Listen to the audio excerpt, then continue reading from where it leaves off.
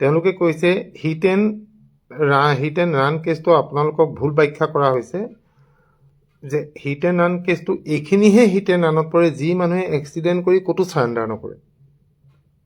আপুনি যদি এক্সিডেণ্ট কৰি আহতজনক আপুনি চিকিৎসালয়লৈ নিয়ে তেতিয়াহ'লে মানৱীয়তাৰ খাতিৰত আপোনাৰ শাস্তিটো একেবাৰে কম কৰি দিয়ে, সেইটো নতুন আইনত দিছে, একেবাৰে কম হৈ যাব।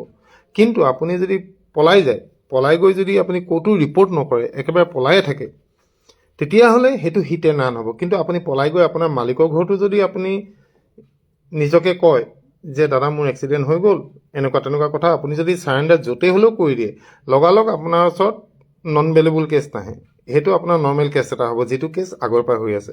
কিন্তু যেনেকৈ ছালমান খানৰ উদাহৰণটো তেওঁলোকে দিলে যে ৰাতি শুই থকা মানুহৰ ওপৰেদি তেওঁলোকে গাড়ী চলাই গুচি গৈছিলে, সেইটো তেওঁ ছুপাৰষ্টাৰ নোহোৱা হ'লে কোনো গমেই নাপালেহেঁতেন, ছুপাৰষ্টাৰ হ'ল কাৰণে কথাটো ওলাই গ'ল।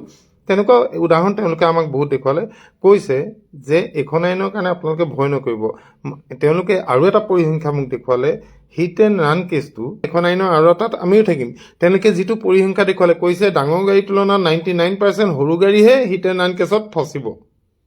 কাৰণ আপোনালোকে নিজে চাওক, ডাঙৰ গাড়ীয়ে হিট এণ্ড ৰানত কেতিয়াও নফচে, কিন্তু যোনেই নহওক ফচিব কোনো নালাগে, বেয়া কাৰো হ'ব নালাগে।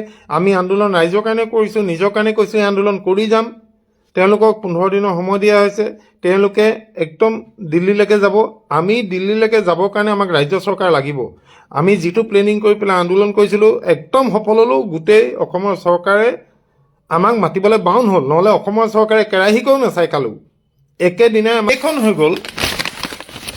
এইখন গভৰ্ণমেণ্টে আমাক দিছে, এইখন আপোনাৰ ভাৰতীয় চেণ্ট্ৰেল গভৰ্ণমেণ্টৰ হোম ডিপাৰ্টমেণ্টৰ পৰা ৰিলিজ হোৱা এইখন প্ৰেছ ৰিলিজ। ইয়াত আপোনাক বাৰে বাৰে লিখা আছে, এইখন মই ফেচবুকত আপলোড কৰিম।